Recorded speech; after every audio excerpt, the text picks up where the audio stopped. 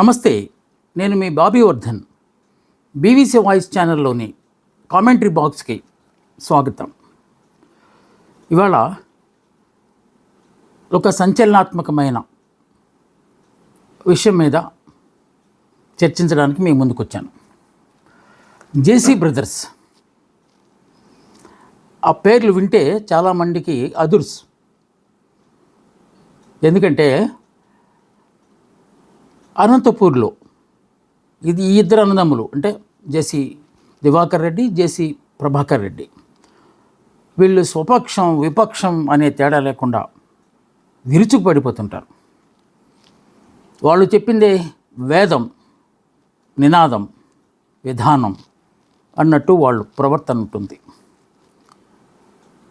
వాళ్ళ కోపం వచ్చింది ఈ మధ్య. వాళ్ళలో ప్రభాకర్ రెడ్డి గారికి కోపం వచ్చింది. ఇది వార్త ఎలా అవుతుంది చాలామంది అనుకుంటున్నారు. కోపం అనేది చాలామందికి వస్తుంది. కోపం వచ్చినంత మాత్రం అది వార్త అవుతుందా, లేకపోతే అది విశేషం అవుతుందా, విశ్లేషణ చేయాల్సినంత విశేషం అవుతుందా అనుకోవచ్చు. అవును, జేసీ ప్రభాకర్ రెడ్డి గారి కోపం విశ్లేషించాల్సినంత విశేషంగా మారిపోయింది ఇప్పుడు రాష్ట్ర వ్యాప్తంగా. ఎందువలనంటే ఆయనకి ఎప్పుడు ఎలాంటి ఆలోచనలు వస్తాయో ఎవరికి అంతుపట్టదు. ప్రక్కన ఉన్న అనుచరులు కూడా చాలా సందర్భాల్లో కన్ఫ్యూజ్ అవుతూ ఉంటారు. చెప్పింది చేసుకుంటూ పోవటమే అనే ఒక సిద్ధాంతాన్ని వాళ్ళు అనుసరిస్తూ ఉంటారు. మంది చుట్టుపక్కల ఉంటారు ఆయనకి.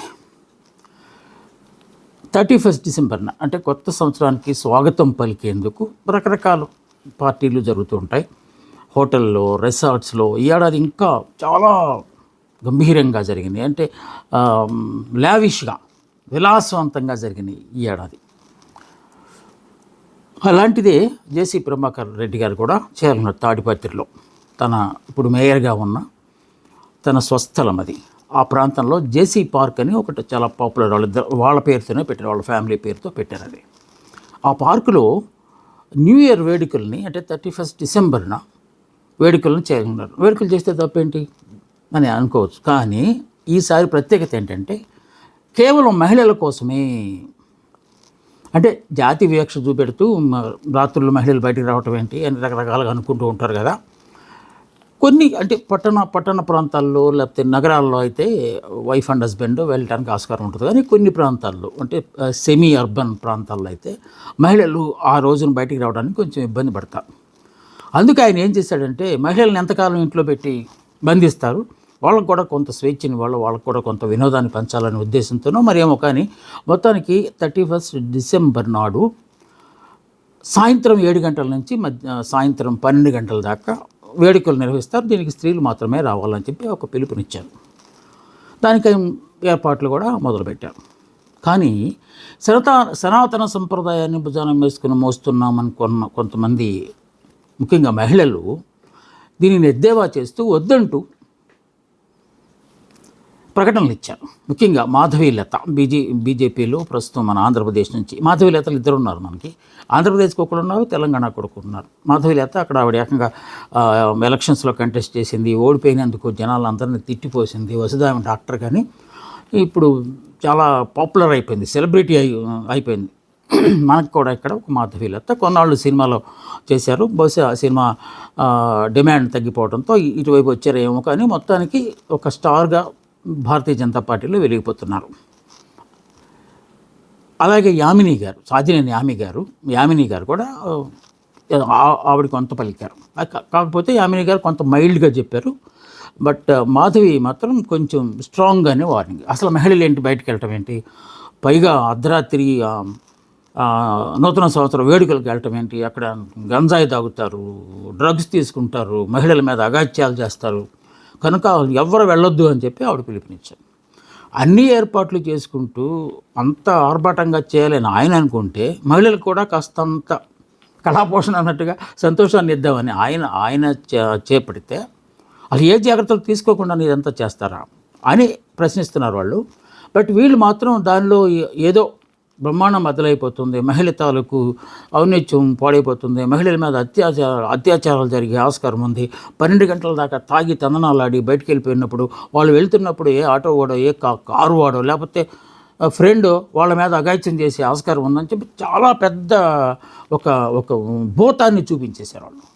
అంటే మహిళల్ని భయపెట్టే కార్యక్రమం చేశారు. జేసీ ఊరికనే ఉంటారా? ఇన్ని ఏర్పాట్లు చేసి తనకేదో మహిళలకు ఏదో ఒక మంచి కార్యక్రమాన్ని ఏర్పాటు చేయడానికి ఆయన పూనుకుంటే ఇలాంటి అడ్డంకులు రకరకాలు మాట్లాడటం ఆయనకి చిర్రెత్తుకొచ్చింది. ఇంకంతే మొదలుపెట్టేశారు. ముఖ్యంగా ఆవిడ్ని ఏకవచన పదజాలంతో ప్రారంభించి పచ్చి బూతులు డిక్షనరీ ఓపెన్ చేశారు. ఆయన బూతుల డిక్షనరీ ఓపెన్ చేసి ఇష్టరాజ్యంగా మాట్లాడేశారు. అంటే అవకాశం వాళ్ళే ఇచ్చినట్టు అనిపించింది.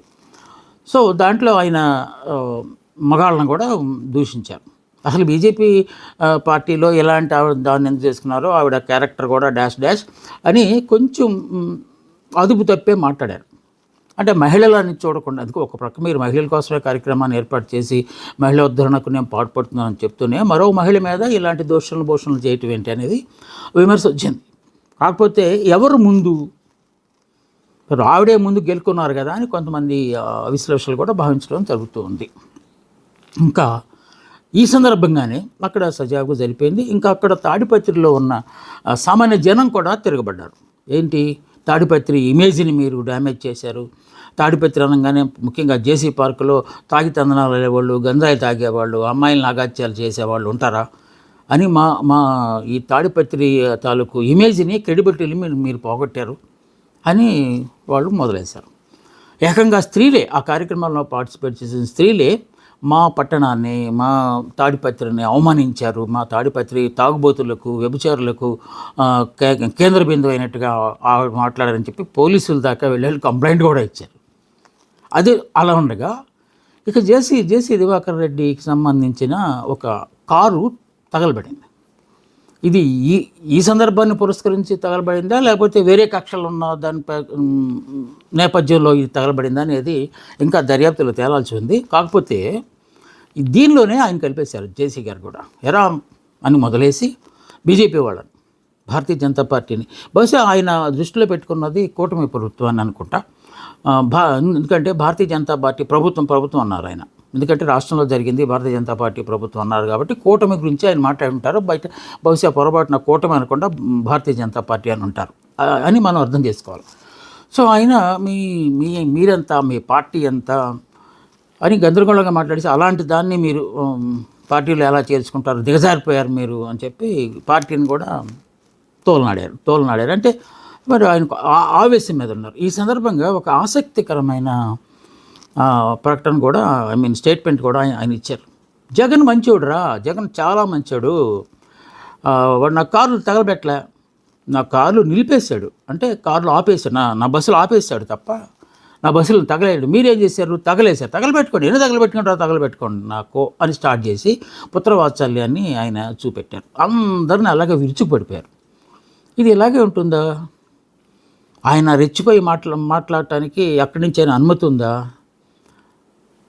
అని చాలామంది క్వశ్చన్ వేస్తున్నప్పటికీ వీళ్ళిద్దరు అసలు ఎందుకు మాట్లాడాలి?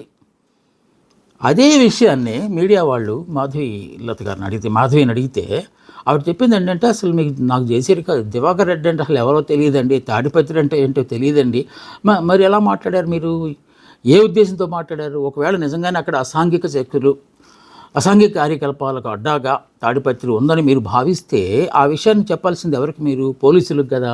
పోలీసులకు కట్టకుండా ఏకంగా మీడియా సమావేశం ఏర్పాటు చేసి మీడియాలో పిలుపుని ఎలా ఇస్తారు అని మీడియా వాళ్ళు అడిగితే ఆవిడ చాలా కన్ఫ్యూజ్ అయిపోయారు. నేను ఎంత జరుగుతుందని ఊహించలేదండి. అవతల ఉంది ఎవరు, జేసీ ప్రభాకర్ రెడ్డి, ఆయన అనుకుంటే ఎలాగే జరుగుతుంది, అది ముందుగానే జనాలు ఊహించుకోరు. కాకపోతే ఇది బూమరాంగ్ అయిపోయింది ఈ ఇష్యూ. రకరకాలుగా కొందరైతే అసలు ఆవిడకేం పని, ఆవిడెందుకు మాట్లాడాలి, ఆవిడెందుకు పార్టీ తరపున పెత్తనం కట్టుకుని ఇవన్నీ మాట్లాడాలి అని చెప్పి ఇంకా లోతు విశ్లేషణలు మొదలైపోయినాయి. ఏంటి లోతు విశ్లేషణలు? ఇది అక్కడ తాగుతున్నారనో లేకపోతే గంజాయి తాగుతున్నారనో కాదు, అసలు భారతీయ జనతా పార్టీ సాంప్రదాయాన్ని భుజాన వేసుకుని సాంప్రదాయ ముసుగులో తిరుగుతున్న ఈ భారతీయ జనతా పార్టీ వాళ్లకు ఈ న్యూ ఇయర్ వేడుకలు జరగటం ఇష్టం లేదు. ఎందుకంటే అది బ్రిటిష్ కల్చర్ అని వాళ్ళు నమ్ముతూ ఉంటారు. ఆ బ్రిటిష్ కల్చరే మనకి తాగటం ఇవన్నీ నేర్పింది అనే భ్రమలో వాళ్ళు ఉన్నారు. సో అది అసలు ఆంతర్యం, అంతే తప్ప ఆడవాళ్ళకి ఉద్ధరించాలనో లేకపోతే ఆడవాళ్ళని కాపాడాలనో ఆవిడ ఈ వ్యాఖ్యానాలు చేయలేదు. వాళ్ళు ఆ బీజేపీలో యామిని గారు కానీ లేకపోతే మాధవి కానీ అలా చేయలేదు. వాళ్ళ మెయిన్ ఉద్దేశం ఇది అని ఇంకా లోతుగా కొన్ని విషయాలు కూడా తీసుకొచ్చారు. పండగలు, ఈ ఊరేగింపులు లేకపోతే ఫెస్టివల్స్, వినాయక చవితి లేకపోతే దుర్గామాత ఊరేగింపులు, వినాయక నిమజ్జనం అలాంటివి జరిగినప్పుడు ఆ నిమజ్జనంలో అన్ని గంటల పాటు నడవాలి కనుక తప్పనిసరిగా చాలామంది తాగుతారు. తాగకపోతే వాళ్ళకి శక్తి ఉండదు. అలాగే నిప్పుల మీద నడిచేవాళ్ళు తాగకపోతే నడవలేరు. ఇలా తాకటం అనేది బ్రిటిష్ వాళ్ళు తెచ్చింది కాదు. తాగటం అనేది మన వేదాల్లో ఉంది. సురాపానం అనే దాన్ని పెట్టారు. అంటే దేవతలే దాన్ని సేవించేవాళ్ళు. ఇప్పుడు మనుషులు దాన్ని రకరకాలుగా సేవిస్తున్నారు. కనుక బ్రిటిష్ వాడు ఎందుకు తీసుకొచ్చాడు దీన్ని, మందుని మన రాష్ట్రంలోకి లేకపోతే మన దేశంలోకి? అది ముందు నుంచే ఉంది కదా వేదాల ప్రకారం, చరిత్ర నేపథ్యాల ప్రకారం అయితే అని కొత్త వాదాన్ని తీసుకొచ్చారు. ఇంకా ఆయన వాళ్ళు సైటేషన్ కూడా చేశారు. ఏది కలకటాలో దుర్గామాత ఉత్సవాలు జరుగుతున్నప్పుడు ఎంతోమంది తాగుబోతులు కొట్టుకుంటారు, ఇదంతా చేస్తారు. అలాగే జల్లికట్టు లాంటి దాంట్లో కూడా తాగేసి కొట్టుకుంటారు. సో అది పార్ట్ ఆఫ్ ఇది. ఇంకా మహిళలను విడదీసి మాట్లాడటం అనేది చాలా ఇది. ఎందుకు మహిళలు తాగడానికి అక్కడికి వస్తారా అంటే మహిళల మీద వీళ్ళకైనా గౌరవం ఉంది, మాకు లేదా?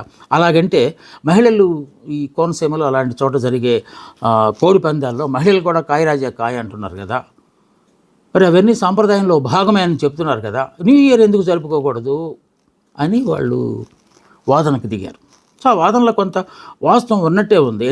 ఎందువలనంటే వాళ్ళ ఉద్దేశం ప్రకారం భారతీయ జనతా పార్టీ లేకపోతే సాంప్రదాయాన్ని, హిందూ సాంప్రదాయాన్నో లేకపోతే భారతీయ సంప్రదాయాన్నో గౌరవించే వాళ్ళు చెప్పేది ఏంటంటే బరితెగించి విచ్చలవిడిగా ఉంటారు 31st నైట్న. ఈ రకరకాల పనులన్నీ అక్కడ జరుగుతాయి. ఇది బ్రిటిష్ కల్చరు, మనకు సంబంధించింది కాదు. ఈ సందర్భంగా మనం ఇంకొక దాన్ని కూడా మాట్లాడుకోవాలి. February 14th వాలెంటైన్స్ డేని కూడా వాళ్ళు తీవ్రంగా వ్యతిరేకిస్తారు. అలా ప్రేమ అనే దానికి అర్థాన్ని మార్చేసింది. అది కాముకుల దినోత్సవం తప్ప ప్రేమికుల దినోత్సవం కాదు అని చెప్పి భారత పార్టీ లేకపోతే దాని అనుబంధ సంస్థలైన ఆర్ఎస్ఎస్కి, బజరంగ దళ్, ఇప్పుడు ఏదో మన కర్ణాటకలో ఇంకోటి ఏదో సేన ఒకటి వచ్చింది, వీళ్ళందరూ వ్యతిరేకించి రోడ్ల మీద కనపడిన అన్నా చెల్లెలైనా సరే గబగబ కలిపేసేసి పెళ్లి చేసిన సందర్భాలు కూడా ఉన్నట్టే సోషల్ పోలీసింగ్ వాళ్ళు చేయటం మొదలుపెట్టారు సాంప్రదాయం పేరుతో. సో ఇవన్నీ ఉటంకిస్తూ వాళ్ళేం పెత్తనం కట్టుకున్నారు, వాళ్ళేం సోషల్ పోలీసులా? వాళ్ళు చెప్పడానికి ఏంటి, అసలు మహిళలు బయటికి రాకూడదా, బయటకు వస్తే తప్పేంటి, ఒక్కరోజు రావడానికి కూడా వాళ్ళ అనుమతి తీసుకోవాలా, వాళ్ళు వద్దు అంటే చెప్తే ఆగిపోవాలా? ఇలాంటి ప్రశ్నలన్నీ వచ్చేసినాయి. ఏదేదో మామూలుగా కెలుక్కుని అన్నీ మాట్లాడించుకున్నట్టు అనిపించింది. కానీ భారతీయ జనతా పార్టీ దీన్ని వేరేగా అర్థం చేసుకుంది. కూటమిలో భాగస్వామి అయిన తెలుగుదేశం పార్టీలో కీలక వ్యక్తిగా అనంతపూర్ జిల్లాకు జేసీ ప్రభాకర్ రెడ్డి గారు పెద్ద దిక్కుగా ఉన్నారు. ఆయనే మాట్లాడితే పొత్తు ధర్మానికి అర్థమేముంది? ఇంకా పొత్తు ధర్మం అనే దాన్ని పూర్తిగా విస్మరించి జేసీ ప్రభాకర్ రెడ్డి ఇష్టరాజ్యంగా మాట్లాడేశారు. ఆయన విఘ్నతగా మేము వదిలేస్తున్నాము, అసలు ఆయన కంట్రోల్ తెప్పతారు. ఒక ఎమ్మెల్యే గారైతే, బీజేపీ ఎమ్మెల్యే గారైతే ఆయన్ని తీవ్రంగానే ఖండించారు. తీవ్రంగా ఖండిస్తూ ఆయన మీద ఇంకా రకరకాల ఆరోపణలు కూడా చేశారు. ఆయన వ్యాపారాలు ఎలా చేస్తారో మాకు తెలుసు, ఎలా కంట్రోల్ తప్పి మాట్లాడతారో మాకు తెలుసు, మహిళలంటే అసలు ఏమాత్రం ఆయన ఖాతరు ఉండదు, అలాంటి వ్యక్తి ఈ మహిళల కోసం కార్యక్రమం పెట్టవేంటి, దాన్ని మా పార్టీ తరపు నుంచి ఎవరో సున్నితంగా దాన్ని తిరస్కరిస్తే దాని మీద ఇంత యాగి చేయటం ఏంటో అని చెప్పి ఆయన అని ఇదంతా చంద్రబాబు నాయుడు గారికి తెలియకుండానే జరిగిందా అని మేము అనుకుంటున్నాము, చూద్దాం ఏం జరుగుతుందో అని చెప్పి ఆయన ఎమ్మెల్యే గారు అన్నారు. ఇంకా భారతీయ జనతా పార్టీ తరపున గెలిచి ఇప్పుడు మన ఆరోగ్య శాఖ మంత్రిగా ఉన్న సత్యకుమార్, ఆయన కూడా ఇలాగే మాట్లాడారు. ఏంటో అసలు మరి జేసీ ప్రభాకర్ రెడ్డి గారి తాలూకు ఆయన మనస్తత్వం ఏంటో మాకు అర్థం కాదు. ఎందుకు అంత తీవ్ర పదజాలంతో ఆయన మాట్లాడాలి? భాష కంట్రోల్ చేసుకోవాలి, రాజకీయాల్లో ఉన్నప్పుడు ప్రజా జీవితంలో ఉన్నప్పుడు భాష కంట్రోల్ చేసుకోవాలి. ఆయన మాత్రం ఎప్పుడు ఇంతే రెచ్చిపోతారు, కాంట్రవర్సీస్కి ఆయన కేర్ ఆఫ్ అడ్రస్గా మారిపోతున్నారు అని మీడియా ముందు మాట్లాడుతున్నప్పుడు మీడియా వాళ్ళు కూడా అడిగారు, మీరు ఆయన కూటమిలో మనిషే కదా, మీరు ఏమన్నా యాక్షన్ తీసుకోమని చంద్రబాబు నాయుడు గారిని అడుగుతారా అంటే, ఒక రకం అధిష్టానం కూడా దాని గురించి ఆలోచిస్తుంది, అలాగే మేము తప్పనిసరిగా మా కూటమి ముఖ్యమంత్రి గారి దృష్టికి కూడా దీన్ని తీసుకుని వెళ్తాము అని చెప్పి ఆయన అయితే చెప్పారు. అక్కడి నుంచి ఏం రియాక్షన్ వస్తుంది ఇప్పుడు అంటే, జేసీ ప్రభాకర్ రెడ్డి గారు ఏ మాత్రం తగ్గేదేలే అనే ధోరణిలోనే ఆయన ఉన్నారు. కాకుంటే ఈ మహిళను దూషించిన, మాధవిని దూషించిన అంశం మాత్రం ఆవిడ కొంచెం ఆ పదాలు వాడకూడని పదాలు, ఆయన ముమ్ లాంటి పదాలనే వాడారు, లమ్ లాంటి పదాలను కూడా వాడారు. సో అందుకని ఆయన మళ్ళీ మీడియా ముందుకు వచ్చేసి, నేను ఏదో టంగ్ స్లిప్ అయిపోయింది, ఎప్పుడు నేను ఆవేశంలో ఉన్నాను, భావోద్వేగంతో ఉండి ఆ మాట మాట్లాడాను, అలా అనకుండా ఉండాల్సింది, అమ్మ తప్పు అయిపోయింది, క్షమించు నన్ను అని చెప్పి మాట అన్నారు. కానీ ఈలోపే జరగాల్సిన డ్యామేజ్ అంతా జరిగిపోయింది. ఆవిడ చాలా మనస్తాపం చెందామని చెప్పి ఆవిడ బాధపడుతుంది. భారతీయ జనతా పార్టీ పెద్దలకు కూడా కోపం వచ్చేసింది. అందుకే ప్రజా జీవితంలో ఉన్న పొలిటీషియన్స్ ఇంట్లో ఏమైనా మాట్లాడుకోవచ్చు, కానీ బయటకు వచ్చేసిన తర్వాత మాత్రం నాలుకను చాలా కంట్రోల్గా ఉంచుకోవాలంటుంది. అది మాధవి గారు కావచ్చు, యామిని గారు కావచ్చు, జేసీ గారు కావచ్చు, లేకపోతే ఈ సత్యకుమార్ గారు కావచ్చు, ఎవరైనా కావచ్చు, ఎదుట వ్యక్తి మీద ఒక కామెంట్ చేసేటప్పుడు ముందు వెనకల ఆలోచించాల్సిన అంశం. దీని మీద ఎంత చర్చ అవుతుంది ఇప్పుడు రాష్ట్ర వ్యాప్తంగా. జరిగింది 31st నైట్న ఏదో ఒక ఫెస్టివల్ లాగా మీరు చేయాలనుకున్నారు, అది ఓకే, ఎందుకంటే వెరైటీగా చేశారు మీరు, మహిళలకు మాత్రమే అని పెట్టి ఆడవాళ్ళకి మాత్రమే అని చెప్పారు. అది ఒక విధంగా ఓకే, ఆహ్వానించదగ్గ పరిమాణం. ఎందుకంటే ప్రతి విషయంలో ఆడదాన్ని వెనకే ఉండమని చెప్పడం, ప్రతి విషయానికి ఆడదాన్ని వంటింటి కుందేలుగా ఉంచాలంటూ అనే దాన్ని కొంచెం భిన్నంగా మీరు, మహిళలకు కూడా స్వేచ్ఛ ఉంది, మహిళలు కూడా మనుషులే, వాళ్ళు ఆలోచిస్తారు, వాళ్ళు కూడా ఆనందాన్ని కోరుకుంటారు, వాళ్ళు కూడా ఫెస్టివల్స్లో పార్టిసిపేట్ చేయాలనుకుంటారు అనే దాన్ని మీరు దృష్టిలో ఉంచుకొని ఈ కార్యక్రమాన్ని ఏర్పాటు చేయడం అనేది మంచిదే అని జేసీ గారికి కొంతమంది హితో పలుకుతున్నప్పటికీ, సపోర్ట్ చేస్తున్నప్పటికీ, ఆయన మాట్లాడిన భాష డైరెక్ట్గా భారతీయ జనతా పార్టీ వాళ్ళు అరే నా కోన్ అని స్టార్ట్ చేసి అత్యంత పుత్రోత్సాహాన్ని చూపించి, మళ్ళీ తర్వాత కూడా ఇప్పుడు మాధవి గారి క్షమాపణ చెప్పిన టైంలో కూడా వాళ్ళు అరే మీరు ఫ్లెక్సీ గాళ్ళు అంటే కేవలం వాల్ పోస్టర్లు వేసుకొని మాత్రమే మీరు ఉంటారు, అసలు పని చేయడానికి మీరు పనికిరారు, మీరు ఫీల్డ్లోకి దిగితే దేనికి పనికిరారు, మేము ఫీల్డ్లోకి దిగితే ఏంటో చూపెడతాము అని మళ్ళీ ఆయన హెచ్చరింపు ధోరణిలో మళ్ళీ మాట్లాడారు.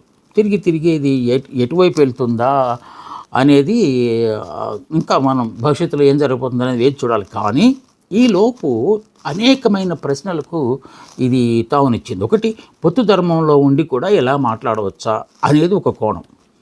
ఇంకో కోణము, బ్రిటిష్ వాళ్ళ సంస్కృతిని మనం ఎందుకు పాటించాలి అని. ప్రపంచవ్యాప్తంగా అందరూ న్యూ ఇయర్ వేడుకలు సంక్రాంతి అంటే మన తెలుగు వాళ్ళము, లేకపోతే ప్రక్కన రాష్ట్రాల వాళ్ళే జరుపుకుంటారు. అలాగే క్రిస్మస్ అంటే ఓన్లీ క్రిస్టియన్స్ జరుపుకుంటారు. ముస్లింకి సంబంధించిన పండుగలను ముస్లిమ్సే జరుపుకుంటారు. కానీ జనవరి 1st ప్రపంచం అంతా జరుపుకుంటారు. అంటే అది కొత్త సంవత్సరానికి వేడుక, అంటే కొత్త సంవత్సరానికి వెల్కమ్. మనం ఆఫ్కోర్స్ మనం ఉగాది చేస్తాము, మన తెలుగు వాళ్ళము, ఆంధ్రులము. కాకుంటే ఈ ప్రపంచవ్యాప్తంగా ప్రపంచం అంతా పండగగా గుర్తించిన దీంట్లో పార్టిసిపేట్ చేయడంలో తప్పే ఉంది అని చెప్పేది ఒక వాదన వస్తుంది. అందరూ దీనికి ఒక పార్టీకి సంబంధించో లేకపోతే ఒక సిద్ధాంతానికి సంబంధించినా ఉండాల్సిన అవసరం లేదు. గ్రీట్ చేసుకోవటం, అంతకుముందు పలకరించుకున్న వాళ్ళు కూడా ఇవాళ wish you happy new year అంటారు. అంటే ఈ సంవత్సరం అంతా మంచిగా జరగాలి అంటే ఆశీస్సులు అనేవి ధర్మంలో భాగమే కదా. మనం గుళ్ళకి వెళ్తాం, గుళ్ళకి వెళ్ళినప్పుడు పూజారులు మనకేం చేస్తారు, దీర్ఘాయుష్మాన్ భవ లేకపోతే శీఘ్రమే కళ్యాణ ప్రాప్తిరస్తు లాంటివి చేస్తారు, అంటే ఆశీస్సులు అందిస్తారు. So what is there in wishing each other? మనం షేక్ హ్యాండ్ ఇచ్చుకోనో లేకపోతే ఆల్ ది బెస్ట్, ఈ సంవత్సరం అంతా మీకు మంచి జరగాలి అని చెప్పి మనం గ్రీటింగ్స్ పెడతాం కదా. ఇప్పుడు వచ్చిన టెక్నాలజీ ప్రకారము చాలామంది వీడియోస్ గ్రీటింగ్స్ ద్వారా పంపించారు, మంచి పాటలు, మంచి స్నేహమరా జీవితం లాంటి పాటలు అన్నీ పెట్టేసి చేశారు. దీన్ని ఒక సాంప్రదాయానికి విరుద్ధంగా జరుగుతున్న ఒక పోకడాన్ని ఎందుకు బ్రాండ్ వేయాలా? వేస్తే ఎలాగ జరుగుతుంది? బ్రాండ్ వేసుకున్నారు కదా ఇప్పుడు అనవసరంగా. సో చిన్న విషయాలను పెద్ద విషయాలుగా భూతార్థంలో చూపించి దానికి సంస్కృతి, సాంప్రదాయము, సిద్ధాంతము అని పేర్లు పెడితే ఎలాగుంటుంది అంటానికి ఇది ఒక బెస్ట్ ఎగ్జాంపుల్గా మనం చెప్పుకోవాల్సిన ఆవశ్యకత ఉంది. అందుకని ఏం చేశారు వాళ్ళు, అసలు మూలాల్లోకి వెళ్ళిపోయారు. ఎక్కడి నుంచి ఒకవేళ నిజంగా విచ్చలవిడిగా తాగేసి ఇదంటుంటే అది ఎక్కడి నుంచి వచ్చింది? మన ఇతిహాసాల్లోనే మన వేదాల్లోనే ఉంది కదా సురాపానం అనే పదము. దేవతలు ఫెస్టివల్ వేసుకుంటారు, దేవతలు నృత్య కార్యక్రమాలు ఏర్పాటు చేసుకుంటారు. రంభ, ఊర్వశి, మేనక లాంటి వాళ్ళు ఉంటారు ఇంద్ర సభలో.